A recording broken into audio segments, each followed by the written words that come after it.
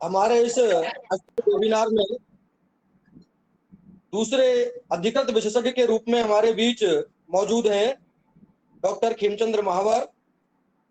आप राजस्थान स्थित बहरोड में राजनीति विज्ञान विभाग में एसोसिएट प्रोफेसर और विभाग अध्यक्ष के रूप में कार्यरत हैं। आपकी हायर एजुकेशन राजस्थान विश्वविद्यालय से ही संपन्न हुई है। आपने भारतीय समाज विज्ञान अनुसंधान परिषद से पोस्ट डॉक्टरल की उपाधि प्राप्त की है। आपके द्वारा लगभग 25 शोध पत्रों का प्रकाशन अभी तक किया जा चुका है। अनेक राष्ट्रीय और अंतर्राष्ट्रीय स्तर की सम्मेलन और संगोष्ठियों में 50 से अधिक संगोष्ठियों में आपकी सहभागिता रही है। शोध पत्र वाचन आपके द्वारा किए गए हैं। 4 पुस्तकों की आपने समीक्षा की है और माइनर प्रोजेक्ट भी आपके द्वारा विश्वविद्यालय अनुदान आयोग और भारतीय समाज विज्ञान अनुसंधान परिषद से आपने संपादित किए हैं। सिविल सोसाइटी और जनलोकपाल शीर्षक से आपकी एक काफी ख्याति लब्ध प्रसिद्ध पुस्तक प्रकाशित रही।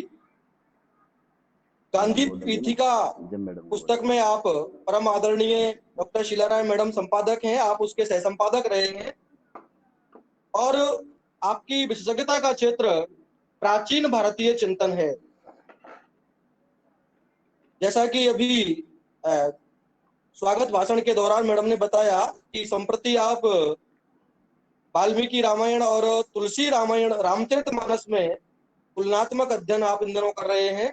निश्चित रूप से आज का जो हमारा विषय है रामायण की वैश्विक उपादेयता, उस पर आपका उद्बोधन हम सभी श्रोताओं के लिए बहुत ही लाभदायी रहेगा। मैं राजस्थान राष्ट्रीय समाज विज्ञान परिषद के राजस्थान चैप्टर के ओर से डॉक्टर खेमचंद्र महावर जी का हार्दिक अभिनंदन और स्वागत करता हूं। आप सादर आमंत्रित हैं doctor Mahawar ji. Hello hello. हाँ सर, आपकी आवाज आ रही है? आवाज आ रही है? जी आ रही है। हाँ, सभी को नमस्कार। आदरणीय परम श्रद्धेय मैडम शीला राय जी, आपने मुझे इस मार्मिक विषय पर बोलने का अवसर प्रदान किया, उसके लिए मैं कोटि कोटि धन्यवाद ज्ञापित करता हूँ। गुरुमा शीला राय जी के बारे में मैं कहना चाहूँगा कि इन्हीं के सानिध्य में मैंने राजस्थान विश्वविद्यालय के राजनीति विज्ञान विभाग से बीए में राजनीति विज्ञान में ऑनर्स किया और स्नातकोत्तर में भी आप ही का शिष्य रहा हूँ। उसके बाद एमफिल में जो डिजर्टेशन था उसमें भी आपके सानिध्य में शोध करने का सौभाग्य प्राप्त हुआ। उसके बाद टीआरएफ, पीएचडी और पीडीएफ में भी आपके सानिध्य में ही मैंने ये अध्ययन अध्यापन किया है। आप अपने शिष्यार्थियों को, विद्यार्थियों को अवसर प्रदान कराती रहती हैं और नवाचारों के माध्यम से जिस विद्यार्थी में भी जिस प्रकार की विशेषता है उन्हें उसी दिशा में प्रगति की ओर उन्मुख करती है। आपको कोटि कोटि नमन, आपका कोटि कोटि धन्यवाद। इस वेबिनार में मेरे पिता तुल्य अभिभावक श्रीमान एसपी धमीजा साहब भी बैठे हुए हैं, उनको सत सत प्रणाम।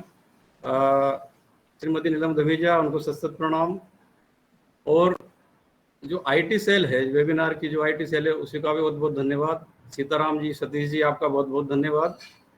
मेरा जो विषय है वाल्मीकि रामायण और रामचरितमानस में, जैसे कि अभी अनूप जी ने बहुत ही सुंदर, बहुत ही शानदार विश्लेषण किया था, वो विश्लेषण वास्तव में बहुत अकादमिक विश्लेषण है। बहुत गहराई से पढ़ने के बाद ही हम ऐसी सामरिक स्थितियों को जान पाते हैं। मेरा जो विषय है वो थोड़ा सरल है और सभी को समझने आने लायक होगा। वाल्मीकि रामायण में और रामचरितमानस की जो तुलना है, वो तुलना मैं आपके समक्ष करना चाहता हूँ, क्योंकि रामायण एक ऐसा ग्रंथ है, भारतीय साहित्य परंपरा की समृद्ध परंपरा में 2 महाकाव्य हैं, रामायण और महाभारत। रामायण में भारतीय सभ्यता और संस्कृति की झलक मिलती है। रामायण का अर्थ है राम प्लस अयन, ऐसा राम का पथ। राम के जीवन में सुख और दुख दोनों आए हैं। हम साधारण व्यक्ति हैं, साधारण आदमी हैं, हमारे जीवन में भी सुख और दुख दोनों आते हैं। राम के चरित्र के माध्यम से हम जीवन को संतुलित कर सकते हैं। सुख में किस प्रकार से व्यवहार किया जाए, दुख में किस प्रकार से व्यवहार किया जाए, संकट से कभी घबराना नहीं चाहिए, उसके लिए हनुमान जी का बहुत बड़ा उदाहरण रामायण में मिलता है। इस प्रस्तुति के पीछे एक यह भी कारण है कि प्राचीन भारतीय साहित्य परंपरा एक समृद्ध परंपरा रही है, जिसमें वेद, पुराण, उपनिषद, रामायण, महाभारत, गीता आदि आदि ग्रंथ है। इन सभी ग्रंथों के उद्धरण दिए जाते हैं और ये कहीं न कहीं हमारी जीवन शैली को प्रभावित भी करते हैं और संचालित भी करते हैं। बहुत सी इसमें ऐसी बातें हैं या इस प्रकार के प्रसंग है जिनके भिन्न भिन्न अर्थ है। वाल्मीकि रामायण और रामचरितमानस दोनों में एक ही प्रसंग को भिन्न भिन्न तरह से दर्शाया गया है, कहा गया है। अब मैं मूल विषय पे आता हूँ क्योंकि विषय बहुत लंबा है। और वाल्मीकि रामायण में जो 6 कारण दिए गए हैं और तुलसी रामायण में जो 7 कारण दिए गए हैं, उनकी तुलना में करना चाहता हूँ। शायद इतना समय हो नहीं हो तो मैं थोड़ा जल्दी में इसकी व्याख्या करना चाहूँगा। सर्वप्रथम हम रचना काल की बात करें तो वाल्मीकि रामायण का जो रचना काल माना जाता है वो जनश्रुति के अनुसार 9 लाख वर्ष पूर्व का माना जाता है। जो अंग्रेज विद्वान है, पाश्चात्य विचारक, भारतीय इतिहास को बहुत पुराना नहीं मानते हैं, इसलिए 4वीं-5वीं शताब्दी पुराना इस रचना का काल माना जाता है। डॉक्टर हरिश्चंद्र शर्मा जो बहुत बड़े विचारक रहे हैं, वो भी इसका रचना काल 8वीं शताब्दी पूर्व ईसा पूर्व का माना जाता है। लेकिन वाल्मीकि रामायण में जो इनको 4 युगों में बांटा गया प्राचीन काल को, सतयुग, त्रेतायुग, द्वापर और कलयुग, तो रामायण त्रेता युग की रचना है। वाल्मीकि रामायण में इन चारों कालों का गणना की गई है। उस गणना के अनुसार, हालांकि गणना परीक्षण के अधीन या फिर आकलन के अधीन या फिर हम उसकी गणना का विश्लेषण करना चाहिए, उसके अनुसार गणना 1,81,49,070 लाख वर्ष पुरानी है। ये रचना काल हुई। तुलसी जी की जो रामचरितमानस है वो 16वीं शताब्दी की रचना है, भक्ति काल में की रचना है। तुलसीदास जी ने ये 1631 से 1633 के बीच में ये रचना रची थी, जब उनकी उम्र 77 वर्ष की थी और उन्होंने इसकी रचना की। इसके बाद में जो रामायण मैंने पढ़ी है, वाल्मीकि रामायण और तुलसी रामायण, उनके अनुवादक और टीकाकार कौन है ये बताना भी आवश्यक है, ताकि प्रश्न और प्रसंग उसके आधार पर ही उठ सके। वाल्मीकि रामायण का जो अनुवाद किया है, टिप्पणी करता है, वो स्वामी जगदीश्वरानंद सरस्वती हैं, जो कि नूह हरियाणा से आते हैं। और तुलसी रामायण का जो अनुवाद किया है वो श्री हनुमान प्रसाद पोद्दार जी हैं, जो जयपुर से हैं। इस तुलसी रामायण का प्रकाशन राजस्थान पत्रिका के मुद्रण से हुआ है। कर्पूरचंद तुलसी का इसमें बहुत बड़ा योगदान है।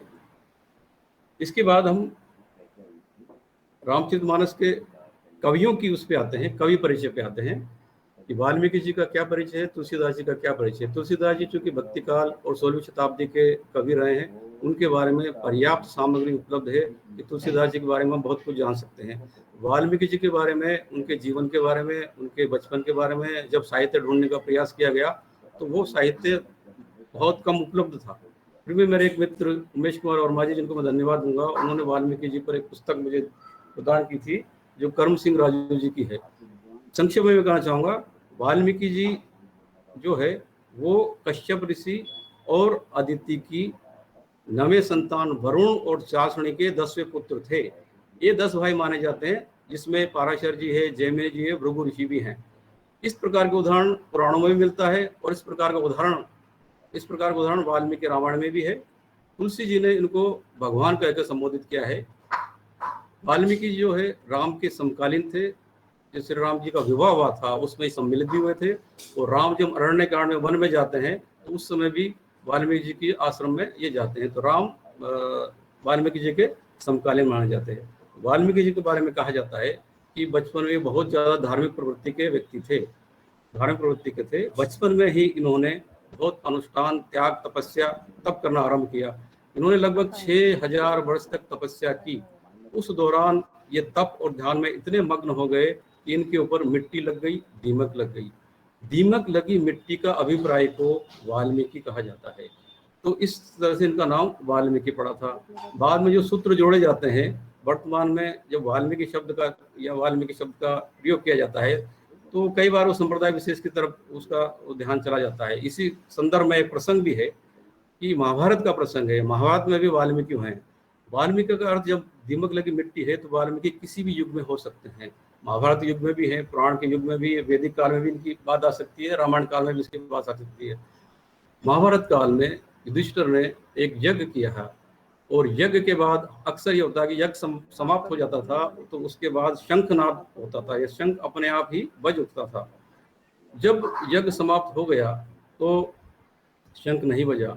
युधिष्ठिर ने श्री कृष्ण से पूछा कि शंखनाद क्यों नहीं हुआ, तो उन्होंने कहा कि आपके इस यज्ञ में जो आपने संपूर्ण राज्य को भोजन आदि करवाया है उसमें एक व्यक्ति छूट गए हैं, आप उनको ससम्मान बुलाइए। उन व्यक्ति को बुलाया जाता है, उनका नाम वाल्मीकि होता है और उनको भोजन कराया जाता है, पांचाली द्वारा उनको भोजन कराया जाता है। लेकिन चूंकि और युधिष्ठिर कहते हैं कि ये जो शख्स हैं ये मेरे यहाँ सफाई करते हैं या सफाई करता है। तो जब वो भोजन आदि करते हैं तो तरह तरह के भोजन होते हैं, वो सभी को गड़मड़ करके भोजन कर रहे होते हैं। तो वाल्मीकि पांचाली को थोड़ा सा खिन्नता आती है। जब वो भोजन समाप्त हो जाता है तब शंख धीरे से बजता है। फिर युधिष्ठिर पूछते हैं ये शंख धीरे से क्यों बजा। उन्होंने कहा कि आप पांचाली को बुलाइए। पांचाली ने पूरे आदर सत्कार के साथ इन वाल्मीकि जी को भोजन नहीं करवाया है, उनसे क्षमा याचना करवाइए। तो फिर पांचाली क्षमा याचना करती है और वो शंख जोर से बज उठता है। क्या मैं प्रसंग ये बताना चाह रहा हूँ कि जो वाल्मीकि जी का जो प्रसंग है, जो कहा जाता है कि वो रामायण में भी थे, महाभारत में भी थे। तो महाभारत में वाल्मीकि जाति एक चांडाल जाति भी उस समय उद्धरण किया गया है, वो होती थी। उसको जोड़ते हुए वर्तमान में जो वाल्मीकि समुदाय या वाल्मीकि का जो प्रसंग है उस तरह से जोड़ दिया गया है, जबकि वाल्मीकि ब्रह्म ऋषि थे। दूसरी तरफ मैं तुलसीदास जी का संक्षिप्त में परिचय देना चाहूंगा। तुलसीदास जी का जन्म 1554 संवत में हुआ था। संवत और सन में 57 वर्ष का अंतर होता है और ये माना जाता है कि अपनी माँ के गर्भ से 12वें माह में पैदा हुए थे और जब ये पैदा हुए थे तो इनके मुंह से राम निकला था। ये रोए नहीं थे और इनके मुंह में 32 के 32 दांत सुरक्षित थे।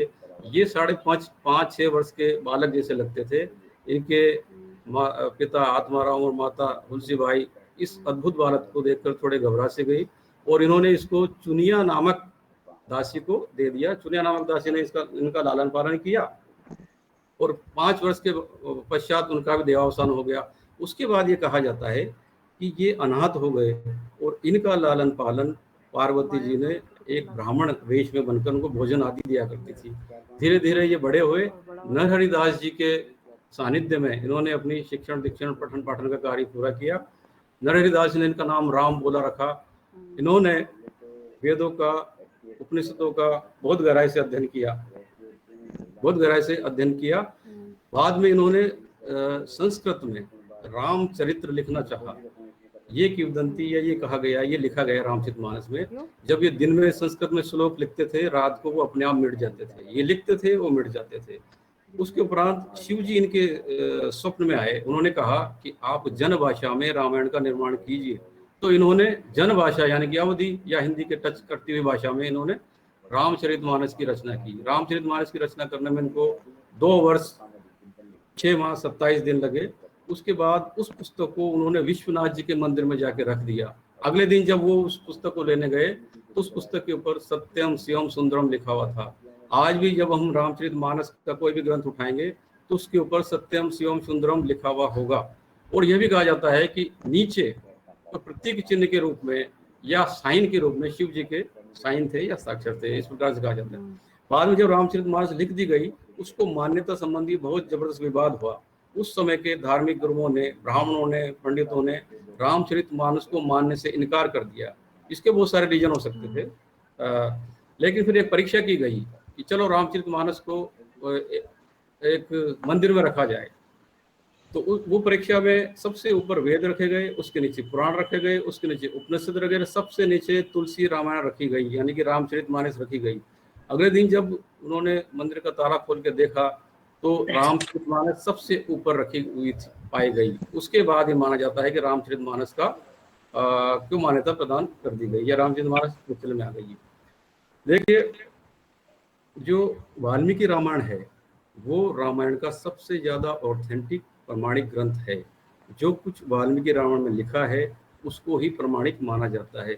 लेकिन जब मैंने वाल्मीकि रामायण का अध्ययन किया, रामचरितमानस का अध्ययन किया, इन दोनों पुस्तकों में उनके दृष्टांतों में, उदाहरणों में, प्रसंगों में, घटनाओं में बहुत अंतर पाया गया। हालांकि यह अंतर किसी कारण विशेष से भी था। इसी प्रक्रम में मैं प्रत्येक खंड वाइज जो मुख्य मुख्य घटनाक्रम है उनका तुलनात्मक विश्लेषण आपके समक्ष रखना चाहूँगा। जो पहला कांड है बाल कांड, पहला कांड बाल कांड है। वाल्मीकि रामायण में 6 कांड की चर्चा की गई है। बाल कांड, अयोध्या कांड, अरण्य कांड, किष्किंधा कांड, सुंदर कांड और युद्ध कांड।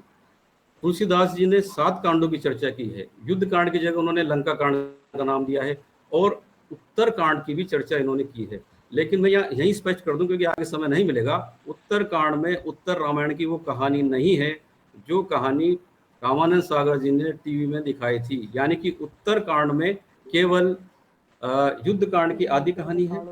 काक भुसुंडी जी और गरुड़ जी द्वारा जो संवाद होता है उसकी कहानी है।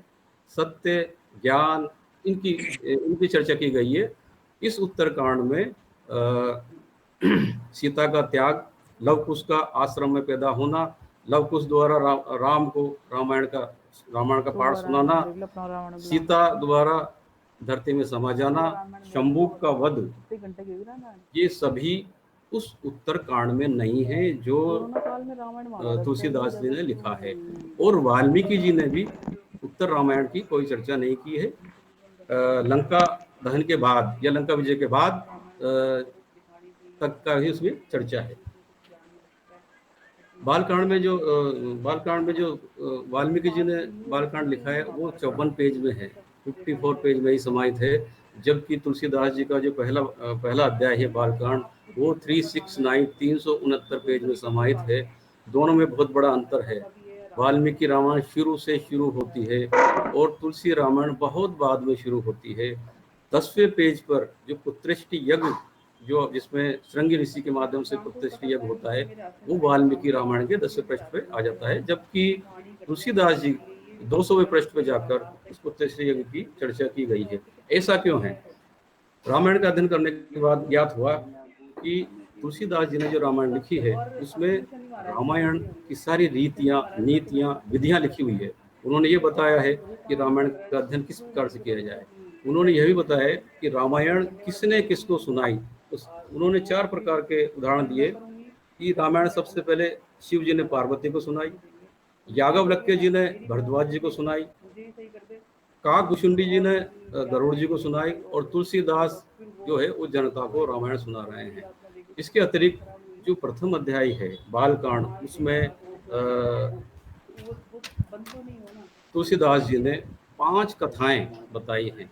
उन 5 कथाओं में राम जी की श्री राम की चर्चा है। यहाँ मैं यह भी उल्लेख करना चाहूँगा क्योंकि मैं शोधार्थी हूँ और पठन पाठन और शोध से मेरा लगाव है। वाल्मीकि रामायण, यदि हम रिसर्च मेथोडोलॉजी की बात करें तो वाल्मीकि रामायण इंडक्टिव थ्योरी के आधार पर लिखी गई है, आगमनात्मक पद्धति के आधार पर लिखी गई है। पहले उदाहरण, दृष्टांत, तथ्य प्रस्तुत किए गए, उसके बाद निष्कर्ष निकाले गए। तुलसी रामायण इंडक्टिव थ्योरी, निगमनात्मक पद्धति के माध्यम से लिखी गई है। पहले उन्होंने श्री राम को ईश्वर या अवतार सिद्ध किया है, उसके बाद उन्होंने उसकी पुष्टि में तर्क, उदाहरण आदि प्रस्तुत किए हैं। तुलसी रामायण में जो 5 प्रसंग, 5 कथाएं जो बताई है, तो 5 कथाएं वाल्मीकि रामायण में नहीं मिलती है। ये 5 कथाएं शिव और सती की कहानी, शिव और पार्वती की कहानी, स्वयंभू मनु और शत्रुपा जी की कहानी, नारद मुनि और विश्व मोहिनी की कहानी और प्रताप भानु की कथा। इन 5 कथाओं में, हालांकि ये 5 कथाएं 200 पृष्ठों में समाहित है, इन सभी कथाओं का यदि हम विस्तार से चर्चा करने लगे तो काफी समय हो जाएगा। मैं दो दो पंक्तियों में इन कथाओं को स्पष्ट करना चाहूँगा, क्योंकि इन सारी कथाओं से, पांचों कथाओं से दो चीजें सिद्ध होती है। तुलसीदास जी इन पांचों कथाओं से अद्वैतवाद को प्रतिपादित करना चाहते हैं। दूसरा, इन पांचों कथाओं से पुनर्जन्म की जो संकल्पना है उसको भी प्रतिस्थापित करना चाहते हैं। पहली कहानी जो शिव और सती की कहानी है, उसमें संक्षेप में, क्योंकि बहुत लंबी चौड़ी कहानी, अगस्त ऋषि के माध्यम से पता चलता है कि विष्णु के रूप में, विष्णु का अवतार राम के रूप में एक साधारण मानव के रूप में हो चुका है। जब शिव उधर से वायु मार्ग से गुजर रहे होते हैं तो वो श्री राम को नमन करते हुए आगे बढ़ते हैं। सती को ये समझ में नहीं आता एक साधारण पुरुष को शिव क्यों नमन कर रहे हैं, और वो शिव जी पर शंका जाहिर करती है और श्री राम पे भी शंका जाहिर करती है। अंततः आगे जाके जब दक्ष जी का, इनके पिता का जो यज्ञ होता है, उसमें सती स्वाहा हो जाती है, किंतु सती को यह ज्ञात हो जाता है कि शिव जी उससे क्रोधित हैं या नाराज है, इसलिए वो मन ही मन श्री राम से ये प्रार्थना करती है कि मुझे अगले जन्म में भी शिव जैसा मिले। दूसरी कथा शिव पार्वती की है, तो वही सती अपने दूसरे जन्म में पार्वती के रूप में हिमालयन के यहाँ पैदा होती है, जन्म लेती है। नारद मुनि उनकी कुंडली दोष बताते हुए कहते हैं कि आपको कठोर तपस्या करनी होगी, तभी आपको शिव प्राप्त होंगे। ये बताया गया है इस रामचरितमानस में कि पार्वती जी ने 4100 वर्ष तक कठोर तपस्या की शिव जी को प्राप्त करने के लिए। उसके बाद भी शिव जी पार्वती जी से विवाह करने को तैयार नहीं थे। राम स्वयं गए और शिव जी को प्रयोजन बताया कि आप पार्वती जी से विवाह कीजिए, क्योंकि उसके संसर्ग के बाद ही जो उत्पन्न होने वाली संतान है कार्तिकेय, उसके माध्यम से ही राक्षसों का वध होगा।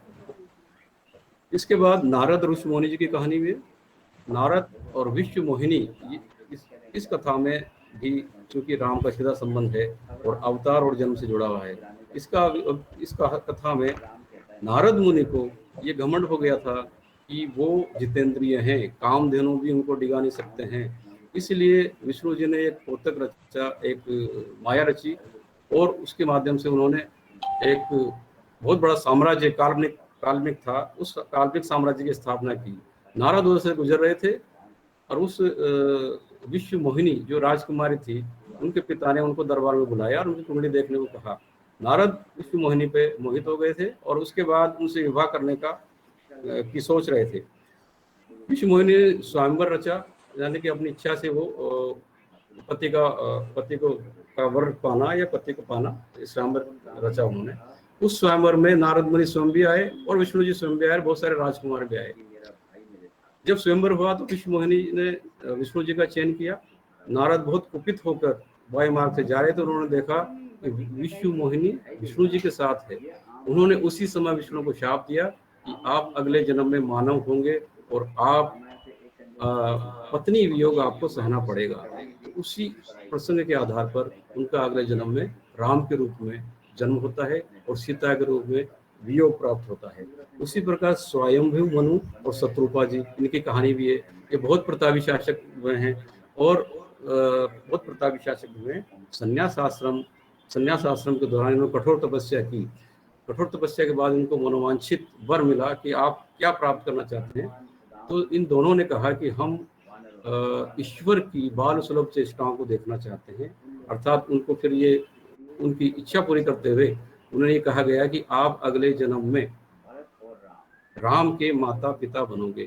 तो स्वयंभू मनु, शत्रुपा, दशरथ और कौशल्या के रूप में अगले जन्म में राम के माता पिता बनते हैं। इस प्रकार पुनर्जन्म की पुष्टि होती है। ये पांचवी कहानी जो भानु प्रताप जी की है। भानु प्रताप बहुत प्रतापी शासक थे और इनका भाई अरिमर्दन, वो भी बहुत प्रतापी, बहुत बड़ा योद्धा था। इनका एक सारथी था धर्मरुचि। देखिए कहानी किस तरह से जुड़ती है कि ये बहुत लंबी चौड़ी कहानी है, लेकिन मैं बीच में संक्षेप में बता रहा हूँ कि ब्राह्मणों के शाप के कारण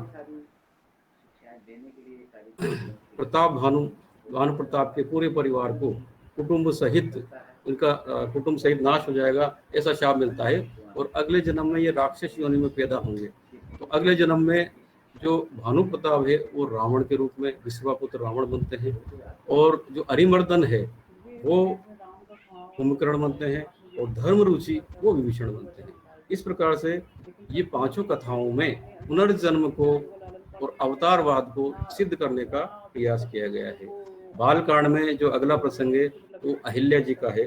अहिल्या जो गौतम ऋषि की पत्नी थी, रामचरितमानस ये कहता है कि रामचरितमानस में ये लिखा है कि विश्वामित्र जब राम और लक्ष्मण को लेकर वन की ओर जाते हैं तो वो गौतम ऋषि के आश्रम में जाते हैं।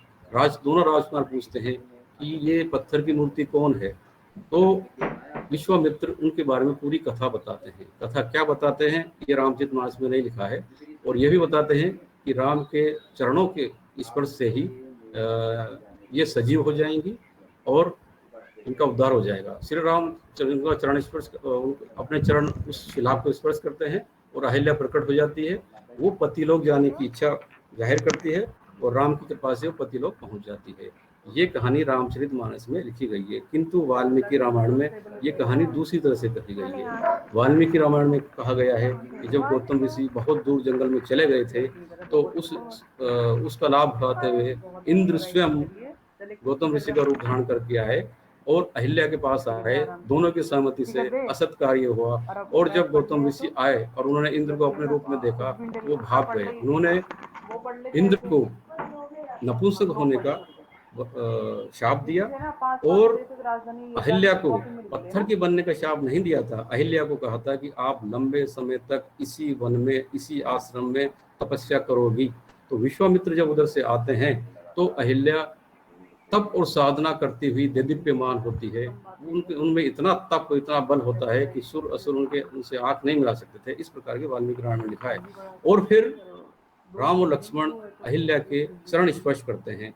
यह भी टिप्पणीकार ने यह भी तर्क दिया है कि गुरु माँ को कभी भी पैर नहीं लगाया जा सकता। अहिल्या गुरु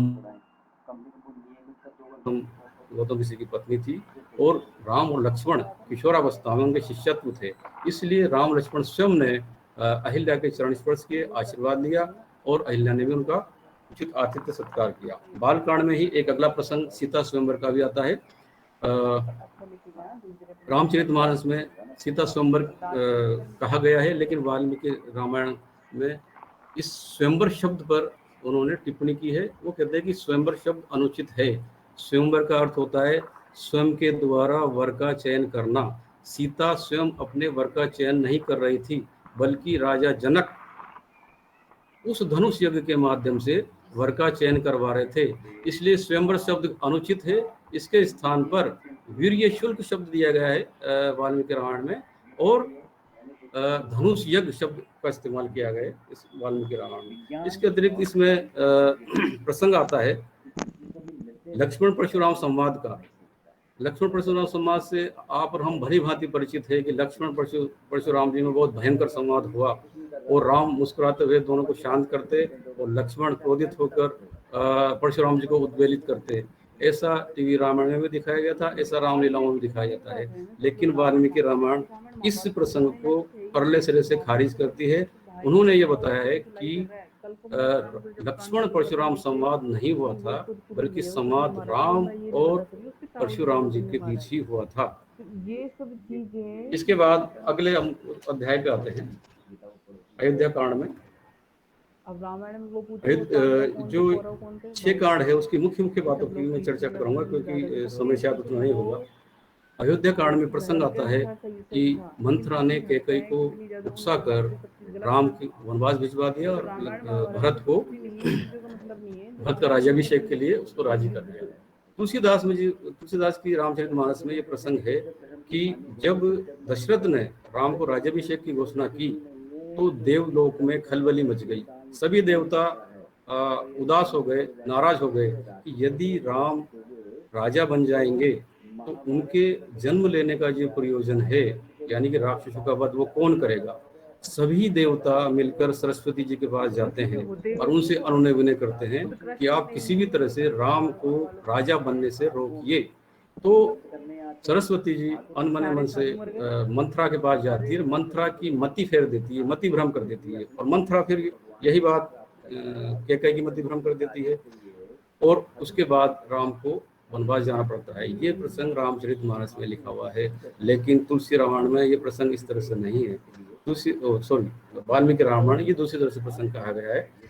वाल्मीकि रामायण में कहा गया है कि राजा दशरथ ने जब कैकेयी से विवाह किया था तो कैकेयी नरेश को ये वचन दिया था कि कैकई से उत्पन्न संतान ही राजा बनेगी। और उस प्रसंग में जब वो राम को राजा के लिए उपयुक्त मानते हैं, राज्याभिषेक की घोषणा करते हैं, तो ना तो इसकी सूचना कैकई को होती है, ना मंत्रा को होती है, और उस अवसर पर भरत और शत्रुघ्न ननिहाल में होते हैं। तो एक राजनीतिक दृष्टि से एक उल्लेख भी किया गया है कि दशरथ नहीं चाहते थे कि यदि राजा जनक को भी सूचना नहीं है, ना तो जनक को बनाना चाहते थे, ना कौशल नरेश को बनाना चाहते थे, क्योंकि जनक यदि आते तो वो राम को राजा बनवाना चाहते, और यदि कैकई नरेश आते तो भरत को राम बनवाना चाहते। किंतु वो प्रसंग का पटापेक्ष होने से पूर्व ही कैकई ने जो वचन थे उनके माध्यम से दशरथ को बाध्य कर दिया कि राम वन में जाएंगे और उनका उसका भरत का राज्याभिषेक होगा। वैसे अधिकतर लोग आपको इसके अतिरिक्त में मानते हैं, जब राम जी को वनवास हो जाता है, साधना में मानते हैं आपको, उस दौरान केवट का आप प्रसंग भी आता देख है। रखा है लोगों ने, दूसरा रूप नहीं। केवट कहते हैं कुछ लोगों ने बोला है ना ये सारी कि आपके श्री चरणों से पत्थर की अहिल्या, जो पत्थर जो कठोर होता है, उसको स्पर्श करने मात्र से ही एक कोमल अहिल्या का रूप धारण कर सकती है। तो मेरी नाव तो काठ की लकड़ी है, इसका क्या होगा, ये तो रूई बन जाएगी। इसलिए मैं पहले आपके चरण धोऊंगा और उनको साफ करने के बाद, चेक करने के बाद नाव में बिठाऊंगा। तो बहुत ही सुंदर, बहुत ही मार्मिक प्रसंग ये तुलसी रामायण में कहा गया है। लेकिन ये प्रसंग पूरी तरह से वाल्मीकि रामायण में नदारद है। वाल्मीकि रामायण में केवट नाम का कोई चरित्र नहीं है। जो राम जी को जो नदी पार कराया जाता है वो निषाद राज और उसके नाविकों के माध्यम से करवाया जाता है।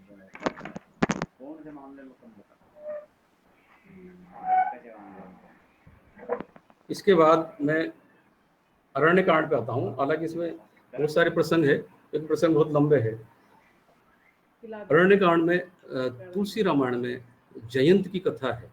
इंद्र के पुत्र जयंत को ये घमंड हो जाता है कि साधारण मानव जो है राम है, इनमें अद्भुत शक्ति है कि नहीं है। तो जयंत कौवे का रूप धारण करके चित्रकूट की पहाड़ी पर पर्णकुटी में, जहाँ पर सीता विराजमान है, वहां जाते हैं और सीता जी के पैर में जोर से चोंच मारते हैं। सीता जी के पैर से रक्त प्रवाहित होता है। राम क्रोधित होकर के पीछे ब्रह्म बाण छोड़ते हैं। जहां जहां वो कौवे के रूप में उड़ते हैं, पीछे पीछे ब्रह्म बाण उनका पीछा करता है। जयंत अपने पिता के पास, इंद्र के पास भी जाते हैं। इंद्र उनको पहचानने से इनकार करता है कि भाई कौन हो, कौवे के रूप में थे। उसके बाद जयंत तीनों लोक में घूम जाते हैं और ब्रह्म बाण उनका पीछा नहीं छोड़ता है। आखिर में नारद को उन पर दया आती है, तरस आता है, और वो कहते हैं कि इससे बचने का एक ही उपाय है, आप श्री राम जी की शरण में पुनः चले जाइए। तो जयंत उसी रूप में श्री राम की शरण में जाके क्षमा याचना करते हैं। श्री राम कहते हैं कि आप, तुम्हारा बहुत बड़ा दोष है और इसको मोहद्रोह कहता था, तुमने मोहद्रोह किया है, और ये जो बाण, ब्रह्म बाण जो छोड़ा है, उसका वार खाली नहीं जाएगा, इससे कुछ न कुछ क्षति तो होगी। तो उसके आधार पर जब ब्रह्म बाण लगता है तो उस कौवे की एक आंख टूट जाती है, ये आंख तोड़ दी जाती है। ये कथा रामचरितमानस में कही गई है, जबकि ये कथा वाल्मीकि रामायण में नहीं कही गई है। इसके अतिरिक्त अरण्य कांड की जो उपयोगिता बताते हुए ये बताया गया है कि अरण्य कांड में बहुत से राक्षस और ऋषि मुनि और वनवासी क्यों निवास किया करते थे, तो उसके पीछे भी थोड़ा बहुत चर्चा की गई है कि उस समय वनवासी होते थे, और जो जितने भी ऋषि मुनि थे वो सब महाभारत में तो पूरे ऋषि मुनि, ब्रह्मचर्य आश्रम, गृहस्थ आश्रम, उसके बाद जब संन्यास आश्रम आता था, वानप्रस्थ आश्रम आता था, वानप्रस्थ संन्यास आश्रम में वो सभी निर्जन वन में चले जाते थे, जंगल में चले जाया करते थे, और वहां जाकर वो सभी प्रकार के हिंसा का त्याग कर देते थे और किसी प्रकार की हिंसा नहीं करते थे। और उनको राक्षस, जिनका भक्षण मांस बताया गया है, या जिनकी प्रवृत्ति असुरी है और जिनको दूसरों को पीड़ा पहुंचाने में ही सुख प्राप्त होता है या खुशी होती है, वो राक्षस इन सभी ब्राह्मणों को या सभी ऋषि मुनियों को सताया करते थे। यदि वो ऋषि मुनि चाहते तो उन राक्षसों का स्वयं वध कर सकते थे, लेकिन उन्होंने ऐसा इसलिए नहीं किया कि जब वो आश्रम में चले गए, वन में चले गए, तो उन्होंने हिंसा का परित्याग कर दिया था। इसलिए राम को उनकी सुरक्षा में वन में जाना पड़ा। यह बात भी कही गई है कि उस वन में राक्षस नॉर्मल क्यों हुआ करते थे, जैसे कि रावण की तरफ से खर, दूषण, त्रिशरा और शूर्पणखा और उनके साथ तमाम सेना थी। वो सेना वहाँ क्या कर रही थी? वो सेना एक राज्य की, एक राजा की रणनीति का हिस्सा था। उस सीमा की सुरक्षा भी कर रही थी और वो पड़ोसी राज्य की सूचना भी जुटा के अपने राज्य को समृद्ध भी कर रही थी। इस प्रकार का प्रसंग अरण्यकांड का है।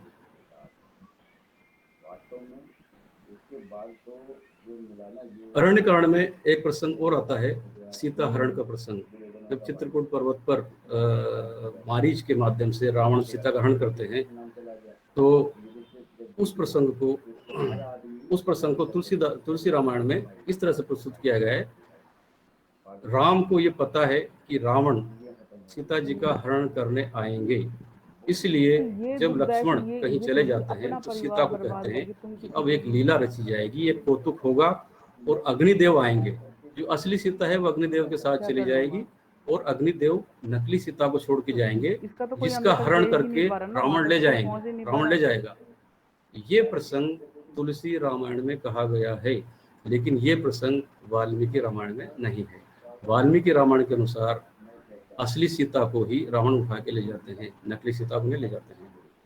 इसके साथ ही इसी अरण्यकांड में कबंध नामक राक्षस की भी चर्चा की गई है और इसमें अंतर इतना ही है कि जब राम कबंध नामक राक्षस का वध करते हैं तो वो राक्षस पूछता है कि आप कौन है और यहाँ क्यों आए हैं, तो अपना प्रयोजन बताते हैं कि हम सीता को ढूंढने के लिए भटक रहे हैं। तो कबंध ये बताता है कि आप आगे जाइए पंपा सरोवर में और वहां आपको सुग्रीव जी मिलेंगे, उनसे मित्रता के बाद ही आपकी समस्या का समाधान हो सकता है। ये वाल्मीकि रामायण में लिखा है। जबकि तुलसी रामायण में दूसरी तरह से बात कही है। तुलसी रामायण में पंपा सरोवर का पता और सुग्रीव से मित्रता की बात शबरी बताती है। शबरी के माध्यम से ये पता चलता है कि वो सुग्रीव से मित्रता करके ही सीता का पता लगा सकते हैं। यहाँ पर सबरी के झूठे बेर की कथा भी आती है। तो सबरी ने राम जी को झूठे बेर खिलाए थे। हालांकि ये प्रतीकात्मक तौर पर या समझाने के तौर पर बात कही गई है। जब राम लक्ष्मण शबरी के पास आते हैं, मतंग ऋषि के आश्रम में वो सेवा शुश्रूषा करती हैं, तो वो राम के आगमन का इंतजार करती है और उनकी सेवा शुश्रूषा में बहुत सारे कंद मूल फल खिलाती है, केवल झूठे बेर नहीं खिलाती है। ये झूठे बेर की कहानी न तो तुलसी रामायण में है, ना ये वाल्मीकि रामायण में है। अब हम चौथे कांड किष्किंधा कांड पर आ जाते हैं। किष्किंधा कांड जो है वो सबसे छोटा अध्याय है। तुलसीदास जी ने केवल 37 पेज में इसको समाहित किया है और वाल्मीकि जी ने 75 पेज इस पे लिखे हुए हैं। इस प्रसंग में मोटी मोटी बात मैं बताना चाहूंगा कि जब राम लक्ष्मण ऋष्यमुख पर्वत की तरफ आते हैं तो वहां सुग्रीव हनुमान सहित अपने मंत्रियों सहित देखते हैं कि ये दो वानर कौन आ रहे हैं, कहीं बाली ने मुझे मारने के लिए तो नहीं भेजा है। तो हनुमान जी को वो भेजते हैं और हनुमान जी उनसे जाके मिलते हैं और उनको पहचानने के बाद ये कहा जाता है कि हनुमान जी ने कहा कि मैं अपनी बंदर बुद्धि के कारण मैं आपको भूल गया था। इसका मतलब ये हुआ कि हनुमान जी पहले उनसे मिल चुके थे। वाल्मीकि रामायण में ये प्रसंग दूसरी तरह से कहा गया है। वो वाल्मीकि रामायण कहता है कि वो ब्राह्मण वेश में जाते हैं और बहुत ही शालीनता से उनसे बात करते हैं। राम उनकी बातचीत से प्रसन्न होकर उनको वेद पाठी व्याकरणविद बताते हैं कि आपकी बातचीत से ये जाहिर होता है कि आप वेद पाठी भी हैं, आप व्याकरण विशारद भी हैं। इस प्रसंग से वाल्मीकि रामायण में ये सिद्ध करने का प्रयास किया गया है कि हनुमान जी, सुग्रीव, अंगद, बाली, इनको जो वानर रूप में प्रस्तुत किया गया है वो अनुचित है। वानर महज एक जाति विशेष है। ये बहुत घनघोर जंगल में रहा करते थे। वानरोचित गुण, फुर्ती वाले गुण, इस प्रकार के गुण इनमें विद्यमान थे और ये वानर नहीं थे, ये मानव ही थे, मानव जाति में ही थे, ऐसा वाल्मीकि रामायण में कहा गया है। इसी प्रसंग में स्वयं प्रभा का प्रसंग भी आता है। जब सुग्रीव सेना को भेजते हैं, चारों दिशाओं में सीता की खोज के लिए सेना को भेज देते हैं कि 1 महीने के अंदर सीता की खोज का पता हो जाना चाहिए, नहीं तो सभी को मृत्युदंड मिलेगा।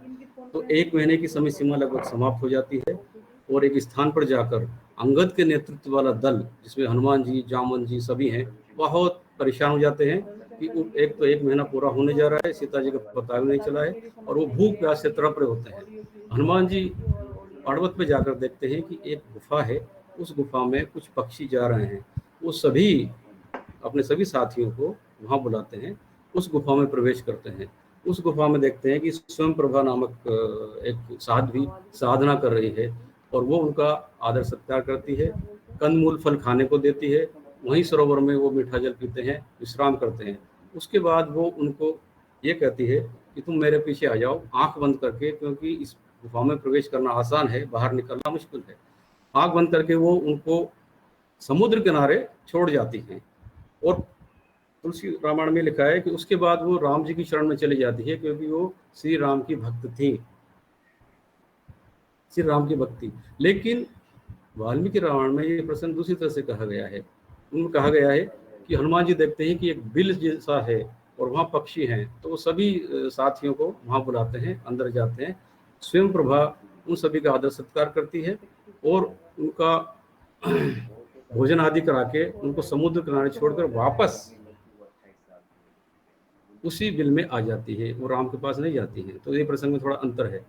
वहाँ एक प्रसंग आता है इसी में संपाति जी का। संपाति जी जटायु जी का एक प्रसंग है। जब अंगद के नेतृत्व में जामवंत, हनुमान और अन्य जो सेना के सैनिक होते हैं वो मंथना कर रहे होते हैं, उधर संपाति जो है इनको देखता है और वो प्रसन्न हो जाता है कि बहुत दिनों से भूखा हूँ, इन सभी का भक्षण करूंगा।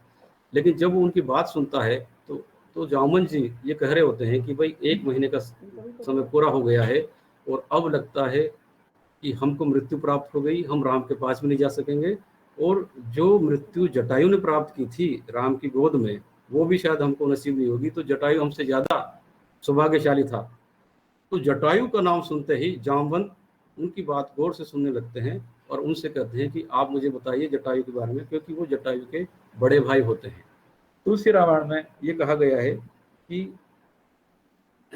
संपाति और जटायु दोनों भाई आकाश मार्ग में ऊपर जाते हैं और जटायु उनसे बिछड़ जाता है, वो नीचे गिर जाते हैं। लेकिन संपाति सूरज के पास जाने का प्रयास करते हैं, सूरज की किरणों से चकाचौंध होकर वो नीचे जमीन पे गिर जाते हैं। दोनों भाई बिछड़ जाते हैं और दोनों भाई बिछड़ जाते हैं। उसके बाद चंद्रमा नामक मुनि उनको कहता है कि तुम्हारी जो ज्ञान ध्यान और तुम्हारी दृष्टि है वो क्षीण इसलिए हो गई है क्योंकि तुमने चंद्रमा पे जाने का प्रयास किया। जब इस समुद्र के किनारे कोई वानरों का दल आएगा तब तुम्हारी स्मृति, तुम्हारा तप, तुम्हारा योग पुनः तुम्हें प्राप्त हो जाएगा। तो जब ये अंगद अर्जुन की सेना सैनिक सब वहाँ आते हैं तो संपाति अपने वास्तविक स्वरूप में, अपने वास्तविक ऊर्जा में वो ऊर्जा प्राप्त करते हैं और संपाति उनको बताते हैं कि सीता कहाँ है। वो कहते हैं कि सीता लंका के वाटिका वृक्ष के नीचे बैठी हुई है। मैं अपनी गिद्ध दृष्टि से या तीक्ष्ण दृष्टि से या अपने अनुमान से बता सकता हूँ कि वो वहाँ विद्यमान है। ये सब सुन के सब प्रसन्न हो जाते हैं। लेकिन वाल्मीकि रामायण में ये प्रसंग दूसरी तरह से कहते हैं। वाल्मीकि जी कहते हैं कि संपाति पक्षी नहीं थे, जटायु पक्षी नहीं था, वो एक मानव स्वरूप ही थे। संपाति गृहकूट के राजा थे। जब दोनों आश्रम में आते हैं, वन में आते हैं, तो किसी कारणवश भटक जाते हैं। संपाति मुझे ढूंढते ढूंढते समुद्र किनारे आते हैं। तो ये जो तुलसी रामायण में जो कथा कही गई है उस कथा से अलग कथा वाल्मीकि रामायण में कही गई है। इसके बाद सुंदरकांड पे आते हैं जो 5वां कांड है। देखिए सुंदरकांड भारतीय सभ्यता संस्कृति में बहुत प्रचलित है। हिंदू परिवारों में स्त्री पुरुष द्वारा सुंदरकांड का पाठ भी किया जाता है और सुंदरकांड जो है शक्ति, भक्ति, शांति का प्रतीक है। ये शांति के लिए, संकट दूर करने के लिए ये किया जाता है। इस प्रसंग में सुंदरकांड में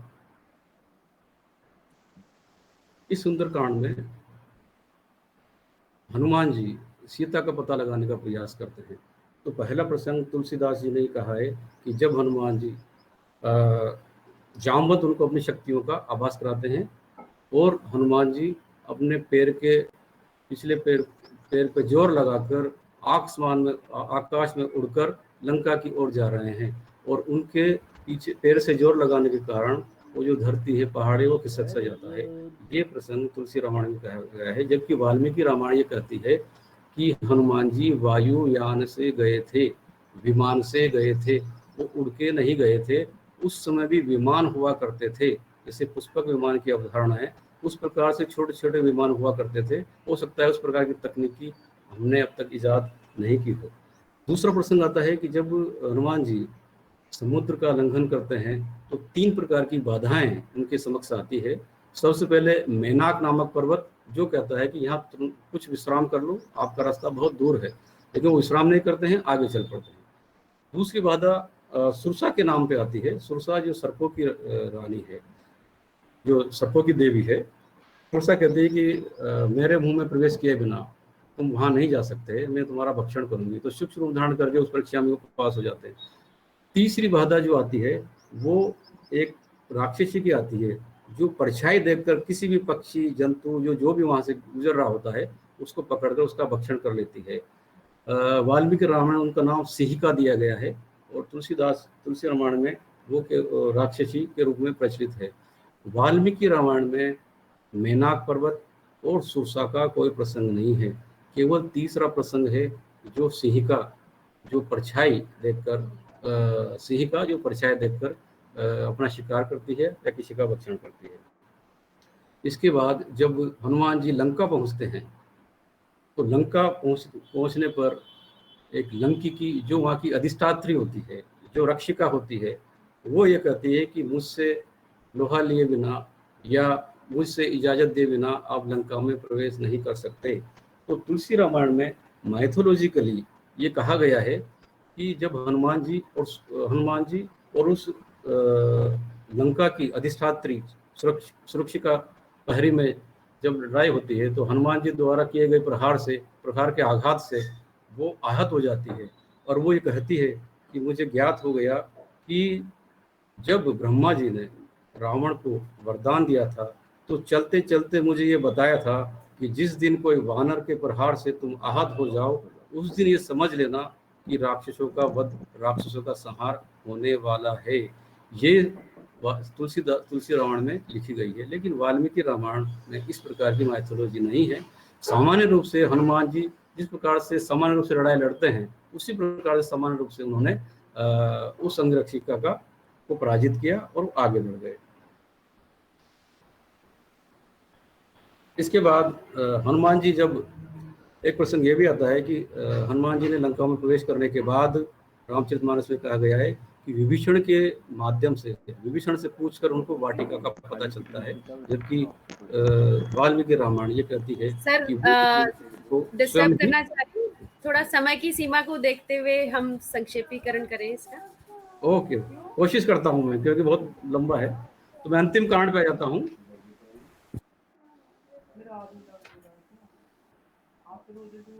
युद्ध कांड पे आ जाता हूँ। उसकी जो मोटी मोटी बातें हैं वो संक्षेप में आपको बताने का प्रयास करूंगा ताकि ये पूरी रामायण जो है वो पूरी हो जाए।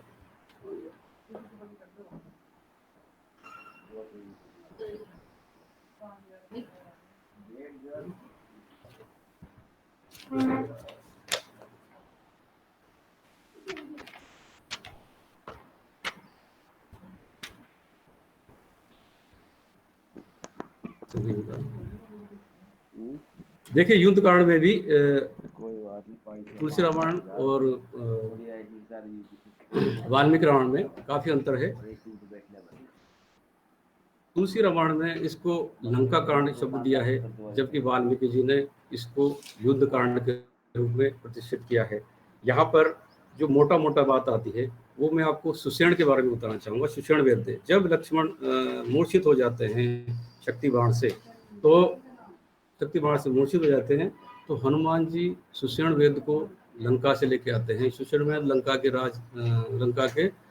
राजवेद माने जाते हैं और उन सुषेण वेद के माध्यम से वो जड़ी बूटी लेने हिमालय में जाते हैं। लेकिन वाल्मीकि रामायण में ये कहा गया है कि सुषेण वेद जो है वो सुग्रीव का सुग्रीव के सेनापति थे, वो सुग्रीव के ससुर थे, वो रावण के राजवेद्य नहीं थे। इसी प्रकार से जो युद्ध कांड में प्रसंग आता है पुल निर्माण का, उस पुल निर्माण के प्रसंग में भी अंतर पाया जाता है।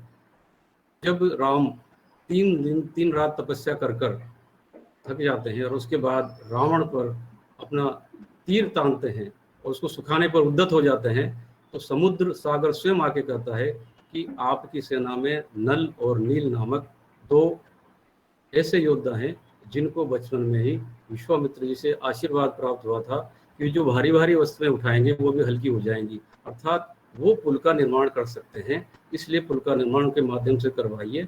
यदि आपने सागर का संधारण कर दिया तो उसके जीव जंतु सभी मर जाएंगे और जिस सृष्टि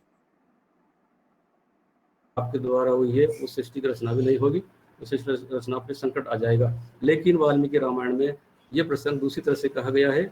जामन के माध्यम से ये कहा गया है कि नल नामक इंजीनियर या नल नामक जो योद्धा है उसके माध्यम से ही पुल का निर्माण किया जाएगा, उसमें नील का कोई प्रसंग नहीं है। तो इस प्रकार से ये बहुत सारी इसमें बातें हैं, पूरी बातें मैं पूरी नहीं कर पाऊंगा और इतना ही मैं कह पाऊंगा कि तुलसी रामायण में और वाल्मीकि रामायण में के प्रसंगों में, दृष्टांतों में बहुत अंतर पाया जाता है। आज ये समय आ गया है कि हम प्राचीन भारतीय चिंतन के ग्रंथों को उठाकर चिंतन करें, मनन करें, उनके दृष्टियों में जो विविधता है, विचित्रता है, भिन्नता है, उन भिन्नताओं पर विचार विमर्श करके कहीं न कहीं एक रूपता का या किसी वैज्ञानिक दृष्टिकोण का प्रतिपादन करें। जो कहीं बहुत सारे अपवाद है वो आज भी ये जो अपवाद है आज भी हम उसी रूप में उसमें देखते हैं। तो हमें प्राचीन ग्रंथों पर चिंतन मनन करना चाहिए। भारत को आज़ाद हुए 73 वर्ष हो चुके हैं। एक ऐसा सम्मेलन, ऐसा सेमिनार हो जिसमें देश के बुद्धिजीवी वर्ग सम्मिलित हो और इन प्राचीन ग्रंथों पर बैठकर चिंतन मनन करें। धन्यवाद।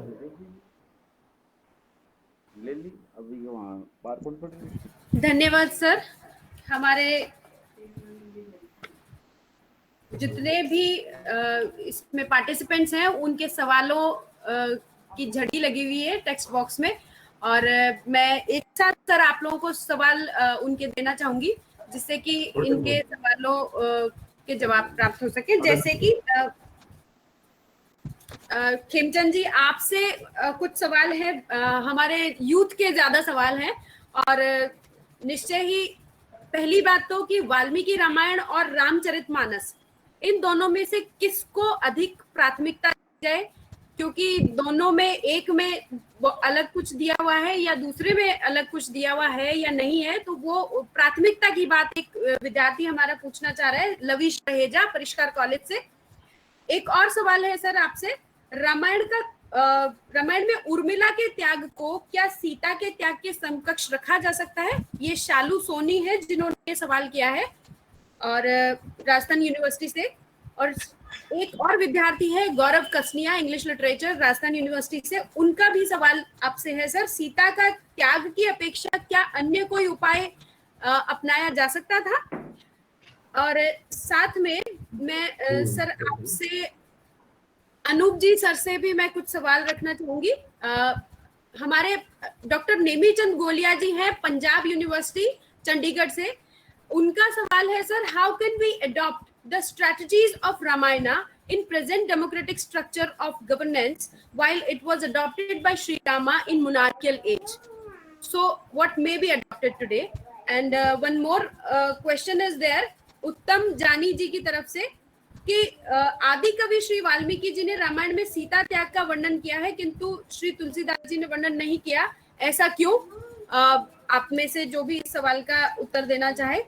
और एक सवाल मैं अपनी तरफ से पूछना चाह रही हूँ सर अनूप जी सर से कि आज वर्तमान में जो कोविड एरा है इसकी परिस्थितियों को देखते हुए आर्थिक जो पतन हुआ है पूरे विश्व में, उसके बावजूद जब हमारी स्ट्रैटेजिक जो पोजीशन है उसका भी एक टेस्ट लिया जा रहा है, परिस्थितियां ऐसी उत्पन्न हो गई है, तो हम ऐसी कौन सी स्ट्रैटेजी को इम्पोर्टेंस दें और थोड़ा मिलता जुलता सवाल है नेमीचंद जी सर से कि सही है मोनार्कियल एज था उस समय और आज जैसी परिस्थितियां बनी हुई हम डेमोक्रेटिक एज में भी है, लेकिन साथ साथ कोविड एरा भी उस पर बहुत प्रभावी है। तो कौन सी हम टेक्निक को कौन सी स्ट्रेटेजिक टेक्निक को हम यूज कर सकते हैं वर्तमान में?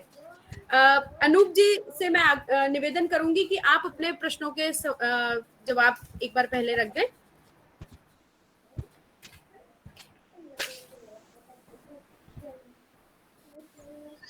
Thank you Preeti ji.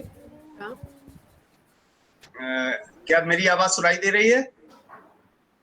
Okay, thank you ji sir. या सबसे पहले मैं श्री नेमचंद जी के प्रश्न पर आता हूँ। उनके प्रश्न का जो सार मैंने समझा है वो ये है कि रामायण में जो सामरिक संस्कृति है उसका आज के परिप्रेक्ष्य में हम कैसे उपयोग कर सकते हैं।